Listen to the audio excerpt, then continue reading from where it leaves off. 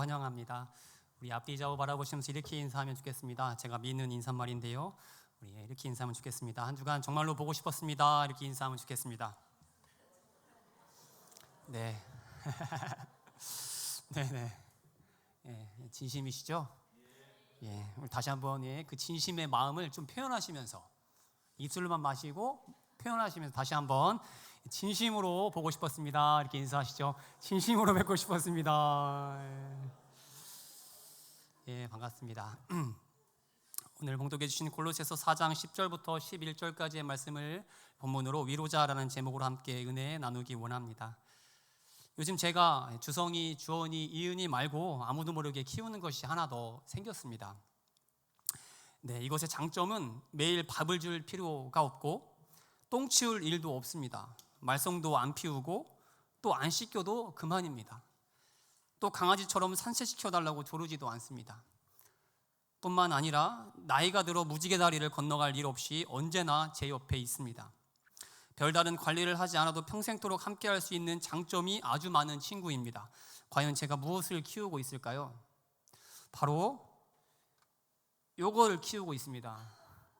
혹시 뭔지 아십니까? 사진으로 보시면 더 잘 알 수 있는데, 돌멩이요? 이름까지 지어졌습니다. 바로 돌돌이, 애완돌을 키우고 있는데, TV에서 한번 보신 적이 있을 터인데, 이 애완돌은 주성이처럼 엄청나게 많이 먹지 않습니다. 아니, 저도 먹지 못합니다. 반대로 주원이처럼 밥 먹으라고 잔소리할 필요도 없습니다. 또 이은이처럼 짜증을 잘 내지도 않습니다. 언제나 그렇게 묵묵히 제 곁을 지켜주는 그런 친구입니다. 근데 이런 장점 말고 사람들이 애완돌을 키우는 진짜 이유는 다른 데 있다고 합니다. 바로 언제나 자신의 이야기를 들어주기 때문이라고 합니다. 어떤 말을 해도 애완돌은 다 공감해주기 때문이라고 합니다. 다 이해해주고 언제나 밝은 얼굴로 지켜봐주기 때문에 애완돌을 키운다고 합니다. 그래서 애완돌을 키우는 많은 사람들이 이런 모습에 큰 위로와 힘을 얻는다고 합니다. 네, 솔직히 저는 잘 모르겠습니다. 거금 10,000원을 주고 이 돌멩이를, 돌멩이 아니죠, 이 돌돌이를 샀는데 아내한테 말하면 혼날까봐 몰래 사긴 했는데, 신경을 쓰지 않아도 되는 편리함 말고는 아직까지는 큰 위로나 힘을 받지는 못하고 있습니다. 그런데 키워보니까 애완돌을 키우는 사람들의 심정은 조금 이해가 됩니다. 아니, 그 심정이 솔직히 안타까웠습니다. 왜냐하면 오죽하면 애완돌을 키울까라는 생각이 들었기 때문입니다. 얼마나 마음 둘 곳이 없었으면, 얼마나 마음 터놓고 말할 대상이 없었으면 돌에게 말을 할까? 얼마나 위로받을 곳, 공감해줄 사람이 없었으면 돌에게 위로받고 돌에게 공감받으려는 이 현실이, 이 애완돌, 우리 돌돌이를 볼 때마다 참 안타깝고 서글프게 느껴졌습니다. 혹시 이 자리에도 마음 둘 곳, 또 말할 사람이 없어서 혹시 이 돌돌이가 필요한 분이 계신다면 나중에 예배 끝나고 오시면 이제 기꺼이 이 돌돌이를 분양해 드리겠습니다. 정신과 전문의 정혜신 박사님이 쓴 책 중에 당신이 옳다라는 책이 있습니다. 이 책을 보면 이런 내용이 있는데 제가 인용한 부분을 읽어드리겠습니다. 심리적 목숨을 유지하기 위해서 끊어지지 않고 계속 공급받아야 하는 산소 같은 것이 있다. 바로 당신이 옳다는 확인이다. 이 공급이 끊기면 심리적 생명도 서서히 꺼져간다. 당신이 항상 옳다는 말은 당신이 그럴 때면 분명 그럴 만한 이유가 있을 것이라는 뜻이다. 그것은 확실한 내 편 인증이다. 이것이 심리적 생명줄을 유지하기 위해 사람에게 꼭 필요한 산소 공급이다. 그렇습니다. 우리에게는 당신이 옳다고 말해줄 한 사람이 필요합니다. 나의 상황을 이해해주고 나의 아픔을 공감해줄 그 한 사람이 필요한 것이죠. 어떤 말을 할지라도, 어떠한 잘못을 저지를지라도 지지해주는, 그래서 당신이 그럴 때면 그럴 만한 이유가 있겠지라며 확실히 내 편이 되어주는 그 한 사람만 있다면 우리는 오늘을 살아갈 수 있게 되는 거죠. 우리가 어떠한 고난이 닥쳐오더라도 그 고난을 이겨낼 수 있게 되는 것입니다. 그런데 얼마나 많은 사람들이 이 당신이 옳다는 말을 듣지 못해서 나는 언제나 당신 편이야 라는 이 산소 공급을 받지 못해서 서서히 죽어가고 있습니까? 아니, 얼마나 많은 사람들이 이 돌을 키우면서 근근히 목숨을 유지하며 살아가고 있습니까? 이 시간 옆 사람 바라보면 이렇게 인사하면 좋겠습니다. 산소 공급 해줘야 되니까 옆 사람 바라보시면서 이렇게 인사하시죠. 당신은 항상 옳습니다. 이렇게 한번 인사하시죠.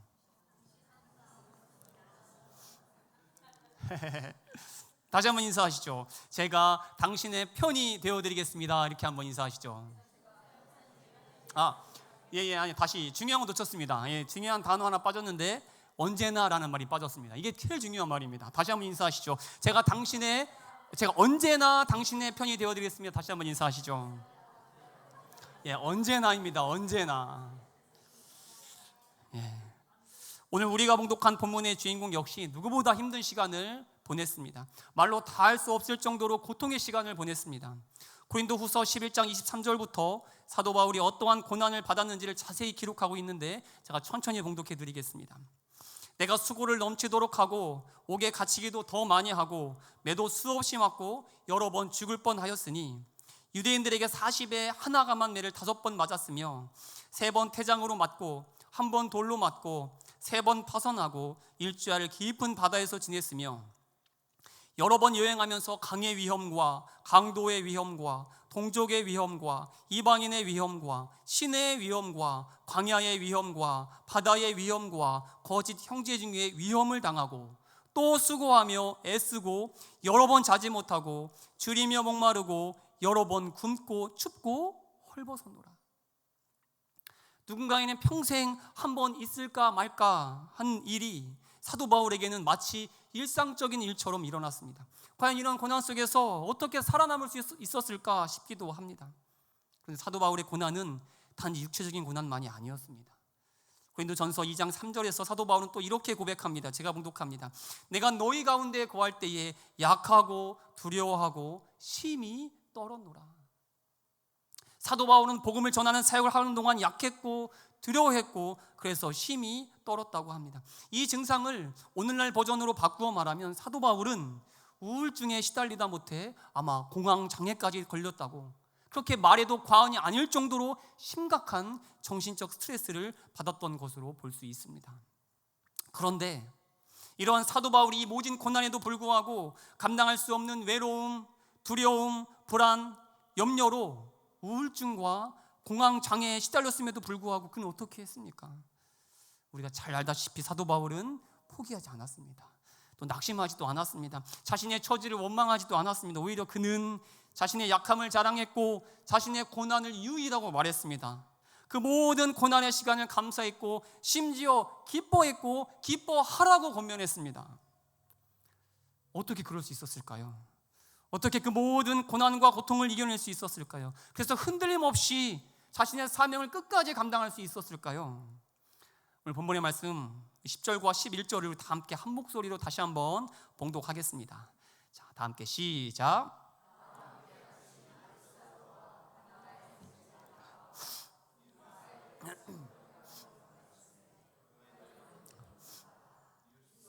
예수도 너희에게 문안하느니라. 그들은 할레파이나 이들 많은 하나님의 나라를 위하여 함께 역사하는 자들이니 이런 사람들이 나의 위로가 되었느니라. 아멘. 제가 우리 교회에 부임하면서 4년째가 되었는데 담임 목사님께 귀가 따갑도록 들었던 말씀이 있습니다. 듣기 싫었다는 것이 아니라 목사님께서 그만큼 강조하신 말씀이 있었습니다. 바로 교인들을 사랑해 달라라는 부탁의 말씀이었습니다.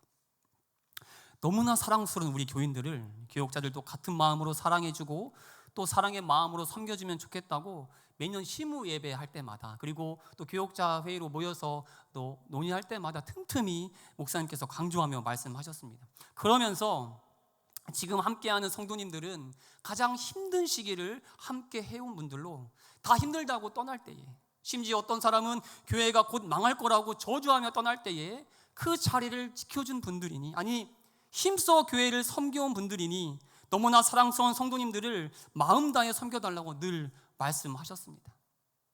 그렇습니다. 목사님께서 지금까지 이 귀한 사역을 감당해 오신 것은, 여러 힘든 위기를 이겨낼 수 있었던 것은 제가 여쭤보진 않았지만 아마도 이 자리를 지켜온 우리 성도님들, 지금까지 함께해온 우리 성도님들, 군대용어로 말하자면 전우회로 똘똘 뭉친 우리 성도님들이 계셨기 때문이라고 저는 생각합니다. 함께 눈물 젖은 빵을 먹었던 그 추억, 함께 추운 겨울밤을 지냈던 추억을 공유한 여러분 덕분에 항상 옳다며 언제나 목사님 편이 되어준 성도님들이 계셨기 때문에 지금 이 자리까지 힘을 내어 우리 목사님께서 이 귀한 사역을 감당해 오셨던 것은 아닐까, 그렇게 생각합니다. 오늘 사도 바울도 마찬가지입니다. 사도 바울도 전회로 똘똘 뭉친 자들이 있었습니다. 언제나 사도 바울이 옳다고 말해주는 자들, 언제나 그렇게 사도 바울 편이 되어주는, 그래서 늘 사도 바울을 지지해주는 자들이 있었습니다.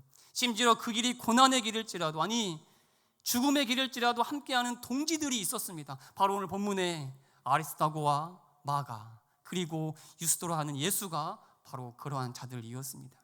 이들은 언제나 바울과 함께였습니다. 그 자리가 고난의 자리일지라도, 심지어 감옥 아닐지라도 그들은 끝까지 바울 곁에 있었습니다. 누가 칭찬해 주지 않아도, 누가 알아주지 않아도 이들은 바울과 언제나 함께였습니다. 그러니 사도 바울이 힘이 나지 않겠습니까? 그러니 사도 바울이 그 모진 고난에도 다시 힘을 얻어 일어설 수 있지 않았겠습니까? 뿐만 아니라 사도 바울이 이들로 인해 더욱 힘이 났던 것은 이들은 모두 할레파, 즉 유대인이었다라는 사실입니다. 제가 편애하는 것은 아닌데 제가 사역하면서 좀 더 눈길이 가는 성도님들이 계십니다. 바로 1세대 신앙인입니다. 믿음의 유산을 물려받지 못하고 혼자서 맨 먼저 개척 정신으로 이 믿음의 길을 가는 자들에게 조금 더 마음이 갑니다. 왜냐하면 저 역시 1세대 신앙인이기 때문입니다. 그래서 처음 가는 이 길이 어떠한 길인지를 알기 때문에 결코 그 길이 쉬운 길이 아닌, 아니 없는 길을 만들어 가야 하는 그 수고가 얼마나 큰지를 알기 때문에 더 마음이 쓰이고, 한편으로는 그럼에도 그 길을 꿋꿋하게 가는 모습을 보면 뭐라도 하나 더 챙겨주고 싶은 마음이 솔직한 제 심정입니다. 사도 바울도 마찬가지입니다. 사도 바울 당시에 믿음을 지키기 위해서는 최소한 3가지를 각오했어야 했다라고 합니다. 여러분들도 한번 생각해 보시죠. 첫 번째가 뭐냐면 주님을 위해 맞아 죽을 각오. 벌써부터 무섭죠? 나는 과연 이 각오를 하고 있는가 한번 생각해 보시면 됩니다. 주님을 위해, 두 번째는 주님을 위해 굶어 죽을 각오. 세 번째는 주님을 위해 얼어 죽을 각오. 선교사님들 계시는데 아마 선교사님들 이러한 각오를 하셨고 지금도 각오 가운데 이런 사명을 감당하실 줄 믿습니다. 맞아 죽을 각오, 굶어 죽을 각오, 얼어 죽을 각오. 그만큼 이 당시에 믿음을 지켜내는 것이 쉽지 않은 상황이었다라는 사실입니다. 이러한 상황에 할레파, 즉 유대인들이 예수님을 주로 믿는다는 것은 이보다 더 극심한 고난이 예비되어 있는 길이었습니다. 왜냐하면 유대인이 죽인 예수님을 주로 믿는다는 것은 당연히 유대인들에게는 배신자와 같은 자들이었기 때문입니다. 그래서 사도 바울도 예수님을 주로 믿기 전에 눈에 불을 켜고 예수를 믿는 자들을 죽이러, 핍박하러 다녔던 것 아닙니까? 그런데 지금 그 일을 누가 하고 있습니까?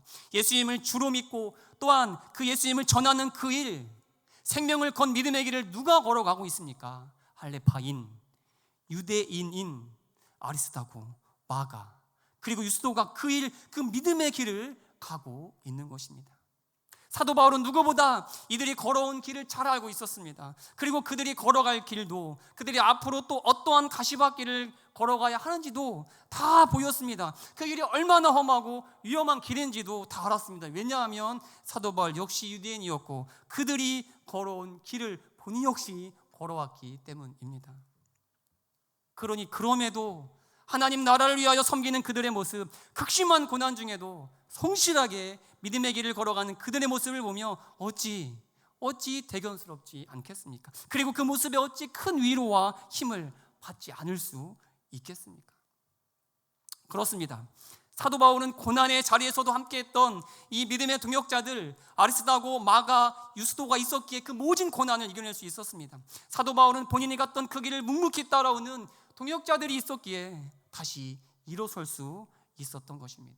그래서 오늘 본문 11절에서 이들을 향해 사도 바울이 이렇게 고백하는 것입니다. 이러한 사람들이 나의 위로가 되었느니라.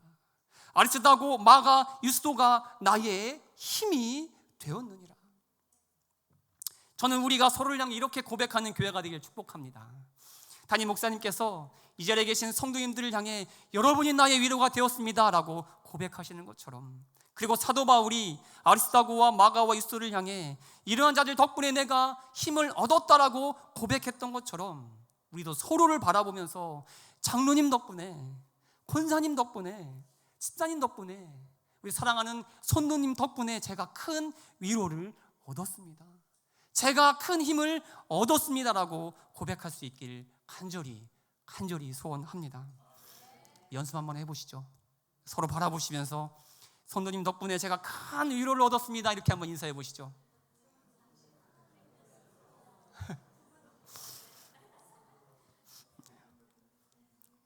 감사합니다. 그런데 여기가 끝이 아닙니다. 이제부터가 중요합니다. 이제부터 더 잘 들으셔야 됩니다. 오늘 우리가 봉독한 본문 속에서 한 가지 눈여겨봐야 할 것이 있는데, 바로 11절에 나오는 위로라는 단어입니다. 띄워주시죠. 위로라는 말은 성경 여러 곳에서 흔히 볼 수 있는 단어입니다. 우리 본문 바로 앞에서도 볼 수 있고 곳곳에서 볼 수 있는 단어가 위로입니다. 그런데 오늘 본문의 위로라고 번역된 헬라어는 파레고리아인데, 이 단어는 오늘 본문에서만 유일하게 딱 한 번 쓰였습니다. 그리고 그 단어는 의학 용어로 진통제라는 뜻입니다. 파레고리아 뜻은 의학 용어로 진통제. 제가 목이 좀 많이 약해서 보통 감기가 목으로부터 시작을 합니다. 그래서 초반에 목이 좀 껄껄하게 시작하면 바로 하는 게 타이레놀을 딱 먹고 푹 쉬면 금방 회복이 됩니다. 그런데 그러한 모습을 우리 오해진 권사님이 매일 보니까 늘 저한테 이렇게 말씀하시는 게 있습니다. 목사님, 타이레놀 먹지 마시고 소금물을 하루 3번 드세요 이렇게 늘 말씀하십니다. 잘 아시다시피 우리 권사님은 엄청난 소금 예찬론자이십니다. 만병이 다 소금으로 해결할 수 있는 그런 분이십니다. 제게도 타이레놀은 치료제가 아니니까 근본적인 문제를 해결할 수 있도록 소금물을 드시면 된다. 요즘에 하루 한 잔씩, 3잔 못 먹고 하루 한 잔씩 마시고 있는데, 그렇다고 소금물이 만병통치약이라는 것은 아닙니다. 믿음대로 행하시면 될 것 같습니다. 그렇습니다. 진통제는 잠깐의 고통을 줄여주는 역할을 할 뿐입니다. 그래서 진통제가 결코 치료제가 될 수 없는 거죠. 사도 바울도 이 사실을 너무 잘 알았습니다. 언제나 자신과 함께하며 자신의 아픔을 이해해주고 공감해주는, 그래서 언제나 자신의 편이 되어주는 아리스다고 마가 유스도가 그의 사역의 현장에서 언제나 큰 힘이 되었지만, 큰 위로가 되었지만 결코 그들이 치료제가 될 수 없다는 사실을 사도 바울은 잘 알았습니다. 그들의 위로가 영원하지 않다는 사실도 너무 잘 알았습니다. 그래서 사도 바울은 오늘 본문에서 위로라는 표현을 잘 쓰지도 않는 의학 용어인 파레고리아, 즉 진통제라는 용어를 빌어 사용한 것이죠. 왜냐하면 그들은 결코 치료제가 될 수 없었기 때문입니다. 그 믿음의 동역자들마저 사도 바울의 고통을 잠시 달래줄 진통제였기 때문입니다. 그렇습니다. 우리는 서로가 서로에게 위로가 되어야 합니다. 서로의 아픔을 싸매어주는 반창고 같은 역할을 해주셔야 합니다. 그런데 우리가 반드시 기억해야 할 것은 그 위로는 잠깐의 고통을 잊게 해줄 진통제라는 사실입니다. 그 위로는 결코 영원한 치료제가 되지 못한다라는 사실입니다. 옆 사람 한번 바라보시죠. 바라보시면서 당신이 진통제였군요. 치료제는 아니었군요.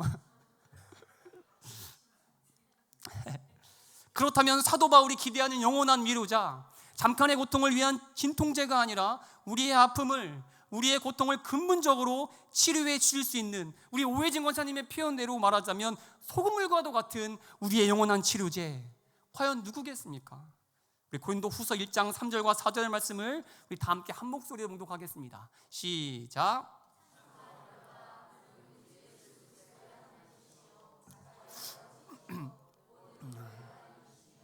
우리 모든 환난 중에서 우리를 위로하사 우리로 하여금 하나님께 받는 위로로서 모든 환난 중에 있는 자들을 능히 위로하게 하시는 이시로다. 아멘. 그렇습니다. 사도 바울은 누가 자신의 참된 위로자인지, 누가 자신의 영원한 치료자이신지를 결코 잊지 않았습니다. 그래서 그는 고난 중에 이렇게 고백할 수 있었습니다. 고린도후서 1장 5절을 제가 봉독합니다.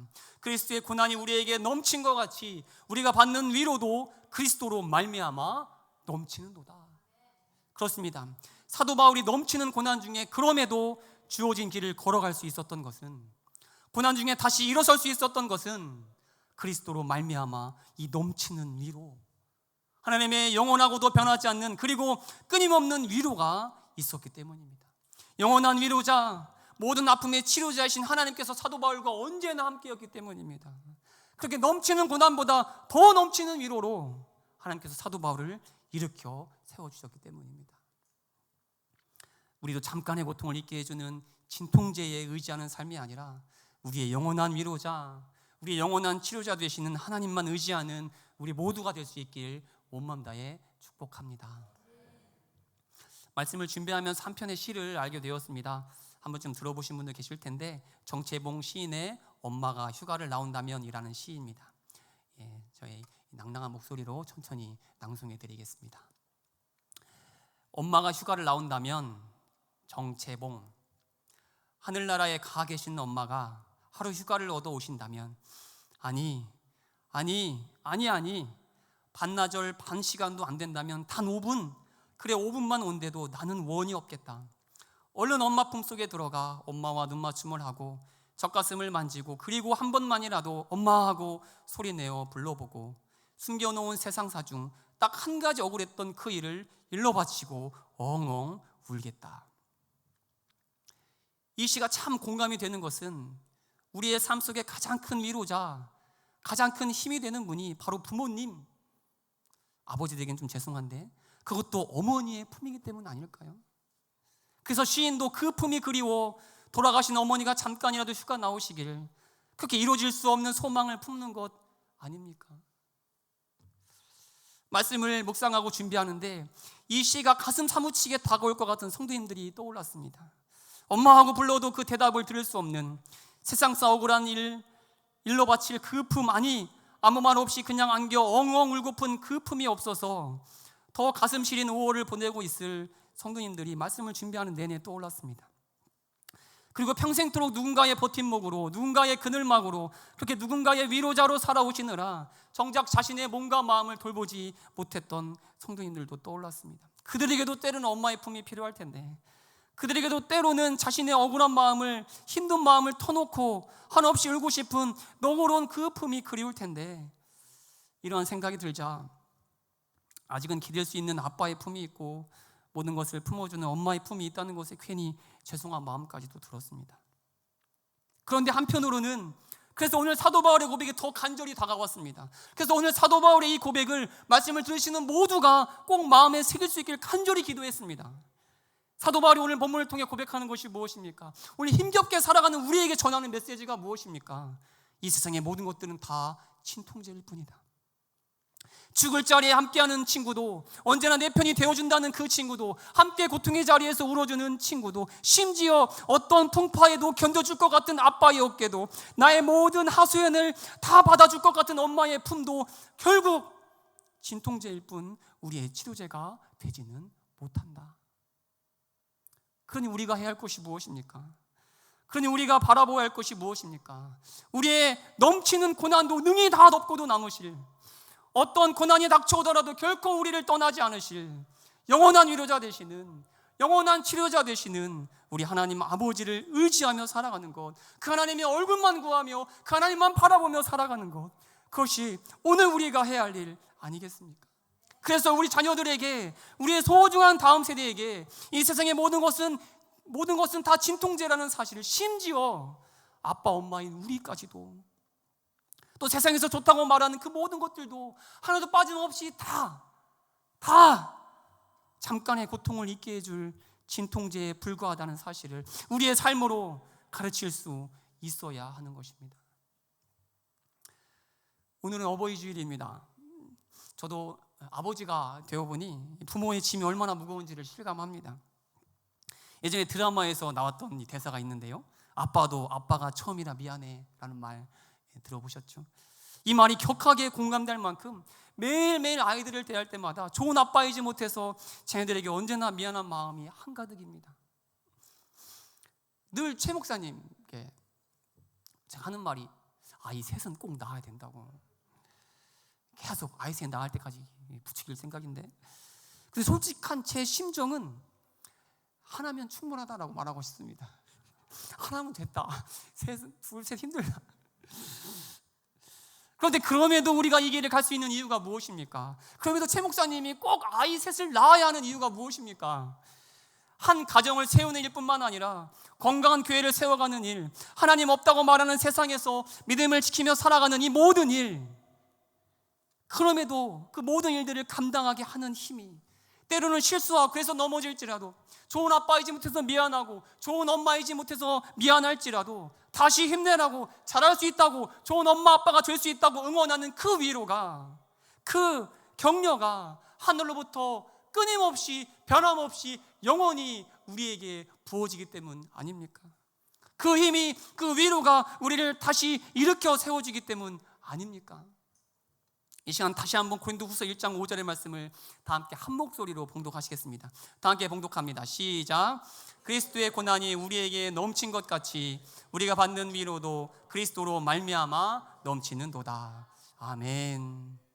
서로가 서로에게 위로가 되어주는 것, 그렇게 진통제가 되어주는 것, 힘이 되어주는 것 너무나 소중한 일입니다. 하지만 잠깐의 고통을 잊게 해주는 진통제에 너무 의지하지 마시고, 또 진통제를 치료제로 착각하지도 마시고, 또 그 잠깐의 고통을 잊게 해주는 진통제마저 없다고 자신의 삶의 현실을 한탄하거나 자책하지도 마시고, 영원한 치료자 되시는, 영원한 위로자 되시는 우리 하나님을 의지하며 살아가는 자가 되시길 온맘 다해 축복합니다.